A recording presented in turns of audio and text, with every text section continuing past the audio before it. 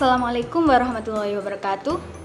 Perkenalkan, saya Rizka Ayu Safitri, NIM 12212183032 dari jurusan Tadris Kimia IAIN Tulung Agung. Teman-teman, di video kali ini kita akan membahas materi mengenai ikatan kimia. Dan kita akan fokuskan pada salah satu jenis ikatan kimia, yaitu ikatan ion. Oke teman-teman, sebelum kita ke materi ikatan kimia, terlebih dahulu silahkan teman-teman perhatikan gambar ini ya. Jadi, di sini ada gambar garam, suatu garam dapur, dan juga gambar air. Nah, teman-teman, di dalam kimia, garam dapur ini diberi lambang dengan rumus NaCl, sementara air itu diberi lambang dengan H2O. Tahukah teman-teman bahwa NaCl dan H2O atau garam dan air ini merupakan salah satu senyawa kimia yang keduanya berikatan kimia dengan cara yang berbeda. Jadi, kalau NaCl itu berikatan kimia dengan cara kita sebut dengan ikatan ion, sementara H2O itu jenis ikatannya adalah ikatan kovalen. Nah, apa beda keduanya? Kemudian, mengapa unsur-unsur yang ada di alam ini cenderung berikatan satu sama lain membentuk suatu senyawa? Nah, itu akan kita pelajari di video kali ini. Oke. Jadi teman-teman, jenis-jenis ikatan kimia itu kita bisa kategorikan menjadi 3. Pertama adalah ikatan ion, atau ini bisa juga disebut dengan ikatan elektrovalen. Kemudian jenis yang kedua adalah ikatan kovalen, dan jenis yang ketiga adalah ikatan logam. Jadi, bagaimana perbedaan ketiganya, kemudian sifat dari senyawa dari masing-masing zat yang terbentuk itu bagaimana, itu akan kita pelajari bersama. Namun di video kali ini kita akan fokus membahas mengenai ikatan ion. Oke, kita lanjutkan dulu mengenai kestabilan unsur. Jadi, mengapa sih unsur-unsur di alam ini itu cenderung untuk bersenyawa dengan unsur lain? Itu alasannya adalah supaya unsur-unsur yang ada di alam ini itu berada dalam keadaan yang stabil atau memperoleh kestabilan. Gitu ya teman-teman. Misalkan saya ambil contoh garam dapur, atau rumus kimianya adalah NaCl. Jadi Na itu kan natrium ya, golongan 1A. Itu kalau dia sendirian sifatnya adalah sangat reaktif. Kemudian kalau Cl itu dari golongan 7A, itu kalau dia sendirian dia sangat beracun. Namun ketika keduanya berikatan, Na dan Cl berikatan, ternyata membentuk senyawa ion yang senyawa ini sangat bermanfaat untuk kehidupan kita. NaCl atau garam itu sangat bermanfaat untuk kehidupan kita. Inilah mengapa unsur-unsur di alam ini cenderung pengennya berikatan dengan unsur lain, karena mereka pengen lebih stabil. Jadi, antara Na sendirian dengan Cl sendirian, kalau dibandingkan dengan NaCl itu lebih stabil NaCl. Nah, kondisi stabil itu ditandai dengan dua hal teman-teman. Ada yang namanya aturan duplet dan ada yang namanya aturan oktet. Jadi, suatu unsur itu dianggap stabil jika memenuhi dua aturan ini, yaitu aturan duplet dan aturan oktet. Aturan duplet adalah aturan di mana elektron valensinya harus 2, dan oktet itu elektron valensinya harus 8. Jadi, unsur-unsur di alam supaya stabil harus elektron valensinya 2 atau 8. Contohnya ketika saya mencontohkan Na. Na ini kan nomor atomnya 11. Nah, dia itu konfigurasinya adalah 281 kan gitu ya. Nah, supaya stabil Na itu harus punya elektron valensi 8. Sehingga supaya elektron valensi 8, maka yang dilakukan adalah satu elektron yang paling luar ini dilepas. Jadi melepas satu elektron. Nah, kalau satu elektron dilepas, berarti menjadi Na+ atau positif. Jadi kalau plus itu melepas elektron ya. Karena yang dilepas 1, maka plusnya juga 1. Jadi Na plus gitu ya. Nah, itu adalah contohnya. Nah, kemudian ketika kita belajar ikatan kimia, kita tidak akan pernah lepas dari lambang yang namanya lambang Lewis. Jadi apa sih lambang Lewis itu? Lambang Lewis atau simbol Lewis itu adalah lambang untuk menyatakan jumlah elektron valensi yang elektron valensinya itu disimbolkan atau digambarkan dengan dot atau titik. Yang titik itu berada di sekeliling unsur tersebut. Misal contoh C. Nomor atom C itu adalah 6. Nah, sehingga konfigurasinya 2.4. Kalau kita mau buat lambang Lewisnya, ini kan Lewis tadi elektron valensinya ya. Nah, ini kan elektron valensinya 4. Nah, itu kita bisa tuliskan lambang Lewisnya seperti ini. C, ada titik 4 yang mengelilinginya. Nah, seperti ini lambang Lewis dari atom C, teman-teman. Kemudian contoh yang kedua adalah atom oksigen. Oksigen itu nomor atomnya adalah 8, sehingga konfigurasinya adalah 2.6. Kalau kita mau gambar lambang Lewisnya, itu berarti elektron valensinya kan 6. Berarti lambang Lewisnya adalah O, kemudian dikelilingi oleh 6 elektron. 1, gambarnya muter dulu. 2, 3, 4, 5, 6 gini ya. 6 elektron ini adalah lambang Lewis dari oksigen. Kemudian contoh selanjutnya adalah Na. Na itu nomor atomnya adalah 11, sehingga konfigurasinya 281. Nah, gimana nih lambang Lewisnya? Elektron valensinya kan 1, berarti Na gini ya, elektron valensi 1 gini. Kemudian contoh yang terakhir adalah Mg dengan nomor atom 12. Maka konfigurasinya 282.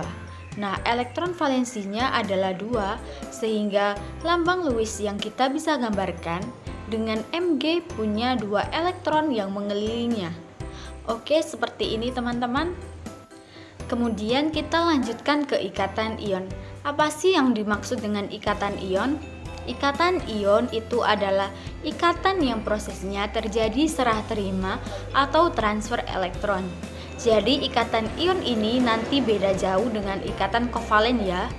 Jadi ikatan ion itu adalah ikatan karena terjadinya serah terima atau transfer elektron. Nah, kalau ada kata-kata serah terima, berarti ada yang melepas dan ada yang menerima, kan gitu. Nah, yang melepas elektron itu adalah unsur-unsur golongan logam ya. Logam itu disebut juga dengan elektropositif karena melepas elektron jadi ion positif. Kemudian yang menerima elektron itu adalah unsur-unsur non-logam atau disebut juga dengan elektronegatif. Nah, contohnya untuk unsur logam itu adalah golongan 1A, Na, K, Li. Kemudian golongan 2A contohnya Be, Mg, Ca. Kemudian golongan 3A ada Al. Kemudian juga golongan logam lainnya. Kalau unsur non-logam itu contohnya yaitu golongan 7A ada FCl, Bri. Kemudian ada juga golongan 6A contohnya oksigen dan sulfur.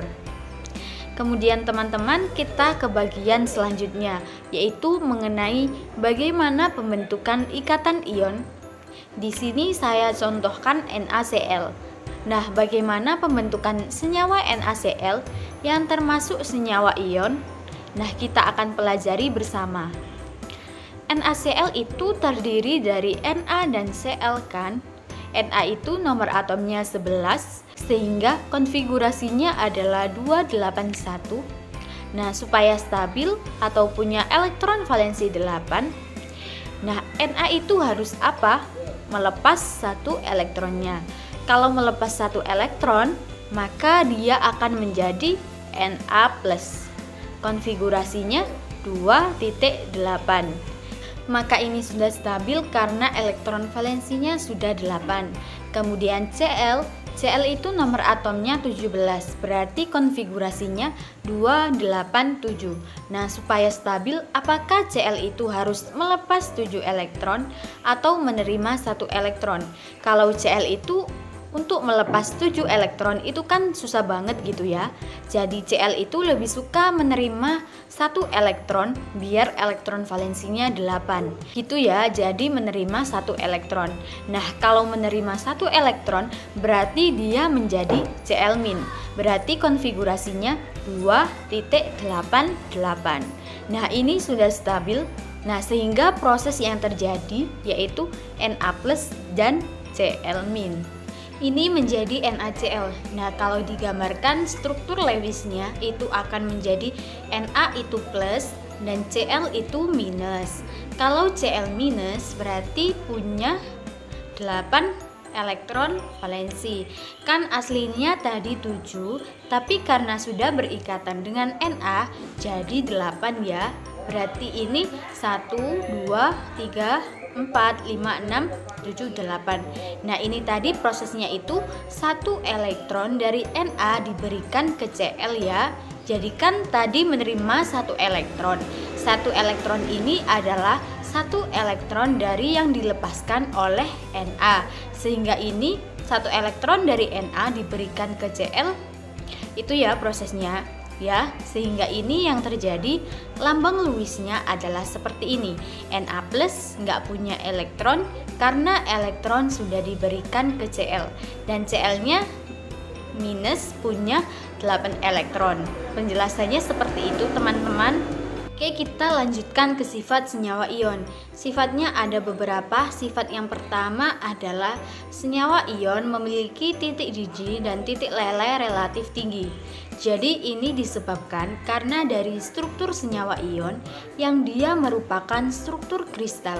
Karena ada proses serah terima elektron, dia membentuk struktur kristal. Makanya memiliki titik jiji dan titik leleh yang relatif tinggi. Kemudian sifat yang kedua, senyawa ion berwujud padat pada suhu kamar atau suhu ruang. Nah, kita ambil contoh NaCl yang paling mudah contohnya. Nah, NaCl itu kan kalau dalam suhu ruang wujudnya padat ya. Bisa kita pakai untuk masak gitu. Oke, kemudian sifat yang ketiga adalah kristalnya keras tapi mudah rapuh. Jadi kalau NaCl garam dapur itu kan memang keras ya, tapi kalau kita kenai pukulan sedikit saja maka dia mudah rapuh. Beda dengan kayu. Misalkan kayu itu kan juga keras, tapi kalau dipukul kan nggak akan rapuh. Ya, beda dengan NaCl tadi. Jadi kalau senyawa ion itu cenderung keras, tapi kalau dikenai pukulan sedikit saja dia langsung hancur atau mudah rapuh. Kemudian sifat yang keempat adalah kebanyakan senyawa ion larut dalam air. Jadi seperti garam itu kalau dilarutkan dalam air kan cepat larutnya. Nah, itu sifat senyawa ion. Kemudian yang kelima adalah padatannya tidak menghantarkan listrik, tetapi lelehan dan larutannya menghantarkan listrik. Jadi gini, kalau ada NaCl yang wujudnya padat, itu kalau kita aliri dengan listrik, itu kan nggak bisa menghantarkan gitu ya. Tapi kalau padatan NaCl tadi kita larutkan dalam air, kemudian air larutan NaCl tadi atau larutan garam tadi kita beri listrik, kita beri kabel, itu ternyata bisa menyalakan lampu. Ini kita sebut selanjutnya sebagai larutan elektrolit. Nanti yang akan kalian pelajari di semester 2. Jadi itu tadi sifat-sifat senyawa ion. Kemudian kita ke latihan soal supaya kita lebih mudah memahami dalam bab ikatan ion ini. Oke, soal yang pertama adalah tuliskan pembentukan ikatan ion dari magnesium dan klorin dalam senyawa MgCl2. Oke, ada Mg. Mg itu nomor atomnya 12, sehingga konfigurasinya 282. Ada juga Cl. Cl itu nomor atomnya 17, sehingga konfigurasinya 287. Nah, perhatikan elektron valensi Mg. Ini ada 2. Nah, kan Mg ini akan stabil jika elektron valensinya kan 8.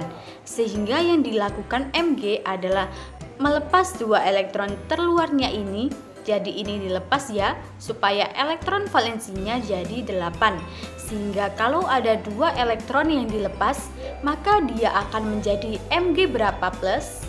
Karena ada 2 yang dilepas, berarti Mg 2+. Konfigurasinya adalah 2.8. Nah, ini sudah stabil karena elektron valensinya sudah 8. Kemudian untuk Cl konfigurasinya 287.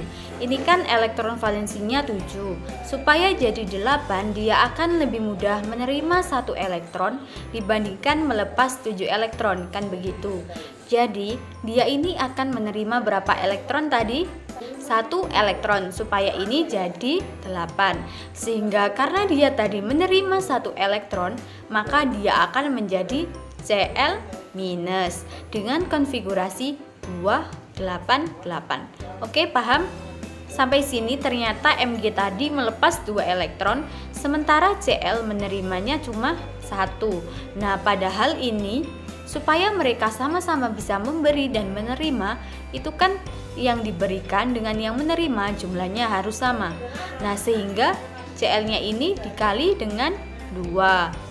Karena plusnya 2, sedangkan Cl-nya baru 1. Berarti harus dikali 2, sehingga Mg-nya 1 terus Cl-nya 2.